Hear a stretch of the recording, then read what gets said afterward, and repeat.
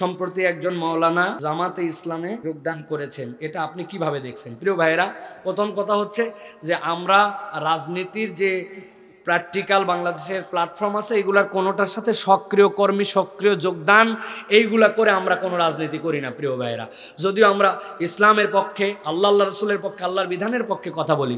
এখন বাংলাদেশে যে সকল চলমান বিভিন্ন প্ল্যাটফর্ম আছে, সেখানে যে কোনো ব্যক্তি তার দেশীয় স্বাধীনতা অনুযায়ী তিনি অংশগ্রহণ করতে পারেন, এটার মধ্যে আপত্তি করার কিছু নাই। কিন্তু আমরা আমাদের ক্ষুদ্র দৃষ্টিতে দেখছি যারা নিজেদেরকে ইসলামী দলই বলে না বা ঘোষণা দেয় না, ওই রকম দলে অনেক হুজুর মৌলানা নানান কেউ যোগ দিয়ে তাদের পক্ষে হয়ে পাটি পুটি অমুক তমুক, এটাতে কোনো কারো তেমন কিউরিয়াসের বিষয় নাই। কিন্তু যারা ঘোষণা দিয়ে ইসলামের পক্ষে কথা বলে, তাদের দলে যোগ দেওয়ার পর বাকি অনেকের দিকে জ্বলে পুড়ে ছাই হয়ে যাচ্ছে, আছে না ভাই?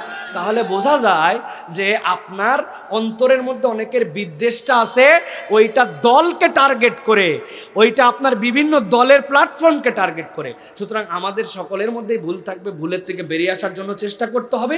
আর যিনি যারা এরকম করে যোগদান দিবেন, তারা কেন যোগদান করেছেন তারা ক্লারিফাই করলে, তাদের অন্তর না খুঁজে তাদের মুখের বক্তব্যের উপর সন্তুষ্ট থেকে আমাদের চুপ করে যাওয়া উচিত।